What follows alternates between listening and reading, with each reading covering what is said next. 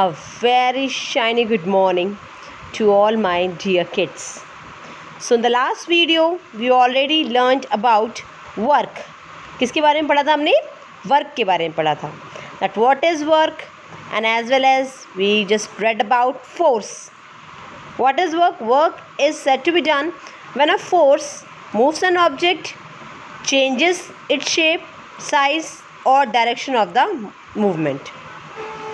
And it also defined as when a force stops a moving object, means somewhat a movement is needed. If no movement is there, no change is there. With this, today we are going to start the last part of our chapter, that is energy. Energy से आप क्या समझते हैं? ताकत. अगर आपके अंदर ताकत है तो आप काम करेंगे. So what is energy? Energy is defined as the ability to do work. किसी भी काम को करने की एबिलिटी उसको क्या कहते हैं? Energy. Energy is found in many other forms. Energy काफ़ी सारे फॉर्म्स में आपको मिलती है. Solar energy, wind energy, geothermal energy, many forms of energy are there. One form of energy can be changed into another form. एक form of energy को आप दूसरे फॉर्म में चेंज कर सकते हैं, बिकॉज लॉ ऑफ नेचर क्या कहता है? Energy can never be created और destroyed, it only changes forms. So it only changes forms.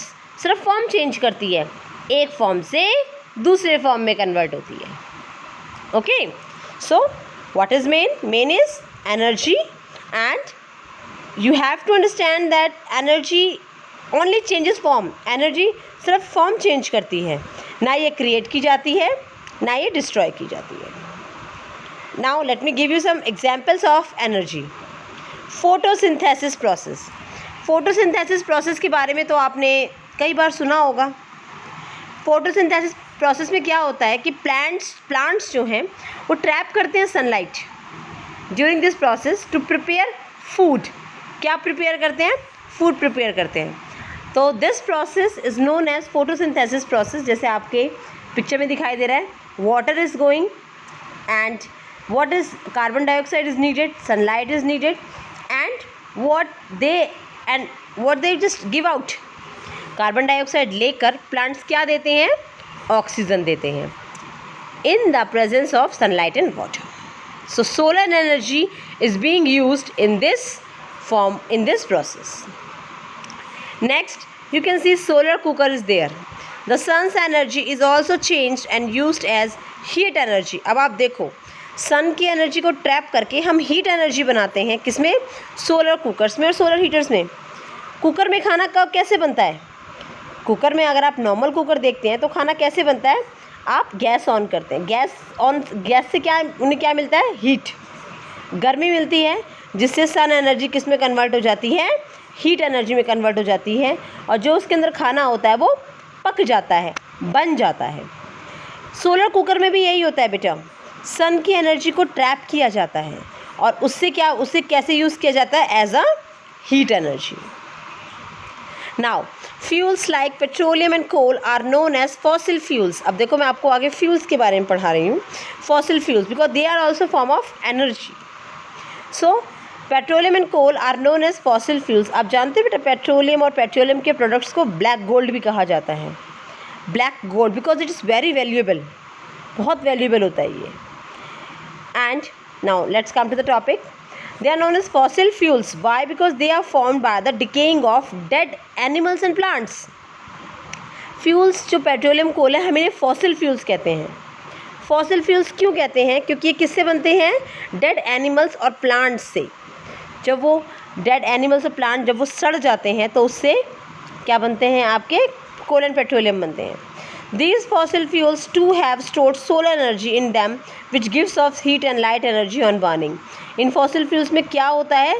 Solar energy होती है, और वो क्या देती है? Heat energy and light energy. So मैंने आपको प्रोसेस बताया. Now let's explain this process with the help of this video. So now we are going to read about formation of petroleum. और ध्यान से देखो बेटा, आपको कैसे पेट्रोल बचाना है। ओके, सबसे पहले इसमें क्या होता है, आप ये देख रहे हो फिशेस जो हैं, फिशेस हैं, प्लांट्स हैं। जैसे ये अब किस में है, ये समुद्र में है। कुछ टाइम बाद क्या होता है, ये जो आपकी मछलियाँ होती हैं, जो आपके प्लांट्स होते हैं, देखो ये मर जाती हैं और मर के ये बाहर तो निकलती नहीं, ये नीचे ही दब जाती हैं और एक के ऊपर एक मिट्टी की परत इन पे जमती जाती है। You can see that layer of soil is there. और ये अंदर बहुत हाई प्रेशर होता है क्योंकि अब मिट्टी के अंदर दब गए हैं, हाई टेम्परेचर होता है और उसके बाद वो इस तरह से पेट्रोलियम नेचुरल गैस में कन्वर्ट हो जाता है। I hope you all have understood this video that firstly is water, then petroleum, then natural gas, and above it rocks are there. So and petroleum, they are the non-renewable source of energy. इसको आप दोबारा renew नहीं कर सकते। अगर आप एक बार लेके चले गए हैं गाड़ी में पेट्रोल डलवा के, तो आप दोबारा उसको नहीं कर सकते। Okay, now let's come to the next part.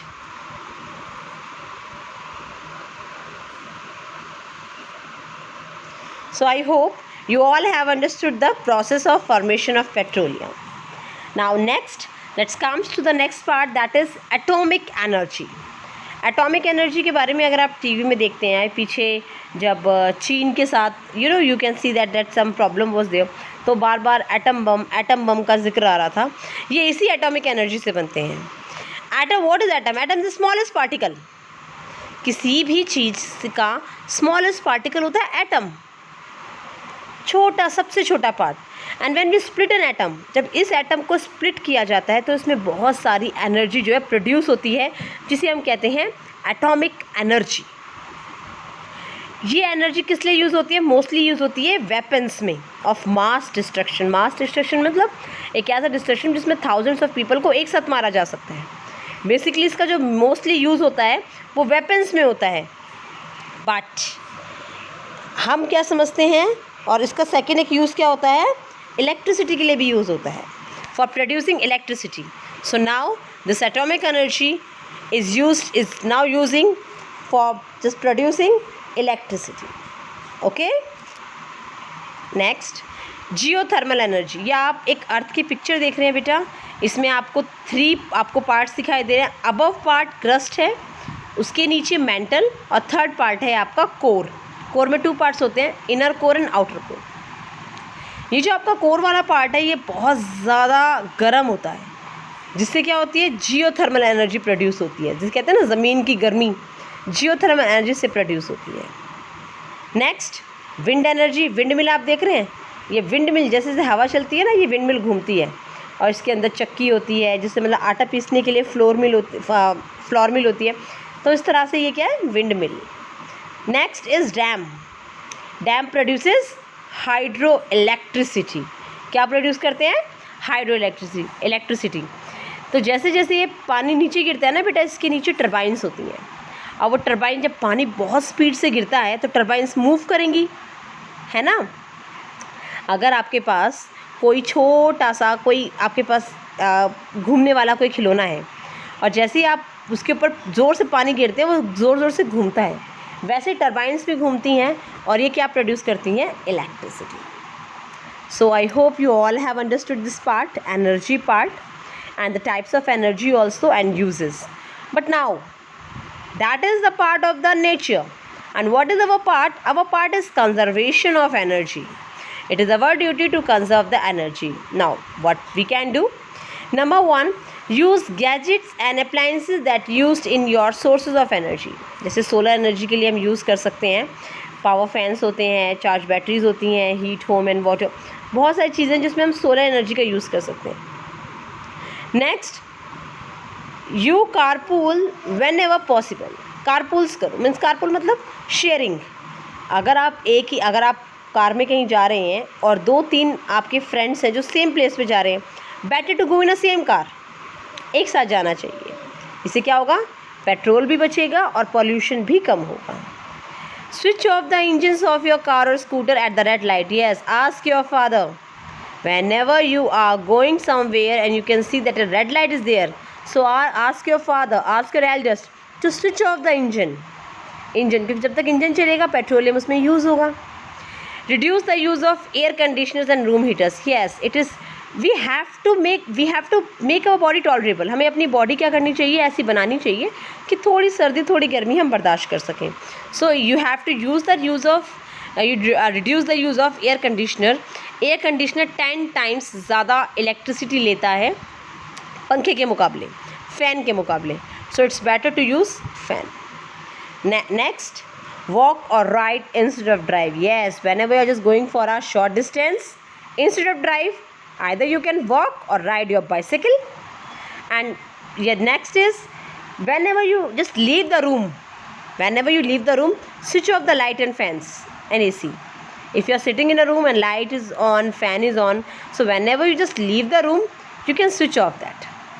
Next is you have to use CFL bulbs. CFL bulbs में क्या होता है, ये एक तो इलेक्ट्रिसिटी कम लेते हैं और साथ में ये इन्वायरमेंट फ्रेंडली होते हैं. So use CFL bulbs and use public transport. Yes, maximum whenever you can use, try to use public transport more and more. ज़्यादा से ज़्यादा आप क्या यूज़ करो, पब्लिक ट्रांसपोर्ट यूज़ करने की कोशिश करो. एक तो आपको ये सस्ता होता है, आपकी जो अपनी कार्स होती हैं, and second it's environment friendly also. This is the part of your book, last part. We use our muscular energy to apply force to do work. मैंने आपको बताया force के लिए muscular energy यूज़ करते हैं. Next, I told you energy can neither be created nor destroyed. It only changes form. And we can see that all living things need energy. Yes, all we, I, me, everybody, you, everybody needs energy. Next, plants take solar energy. मैंने आपको बताया था ना कि sunlight की help में वो photosynthesis process करते हैं. So it used to make food. All other living things depend on plants for food. They give them energy. Yes, basic unit क्या है हमारे for the food is plant. So all living things directly or indirectly depend on plants. Fossil fuels have stored solar energy in the form of chemical energy, as they too are formed by decaying of dead remains. Yes, मैंने आपको समझाया था, अभी मैंने आपको video भी दिखाई थी.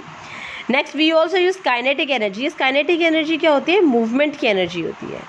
किसी भी चीज़ में जब मूवमेंट होता है ना तो उसे काइनेटिक एनर्जी. जैसे विंड में मूव, जैसे अब विंड मिल में मूवमेंट होती है विंड के कारण, या डैम्स में, टरबाइंस में होती है हाइड्रो इलेक्ट्रिसिटी के टाइम पे, तो उसे काइनेटिक एनर्जी कहते हैं. Next, splitting of atom produce atomic energy which can be use for generating electricity. I already told you. The energy that we get from earth's hot interior is known as geothermal energy. ये भी मैंने आपको तीनों parts दिखाए थे. मैंने आपको उसका हॉटेस्ट पार्ट भी बताया था और उससे जियोथर्मल एनर्जी प्रोड्यूस होती है वो भी आपको बताया था. And the last is energy, especially electricity, is precious and its sources are limited. So we must conserve energy. Yes, you all are smart enough in this regard. So save energy. The world is in your hands. With it, our chapter is complete. I hope you all have just read it carefully once more, and maybe you all have understood this part. Till then, stay home, stay safe. And yes, save energy.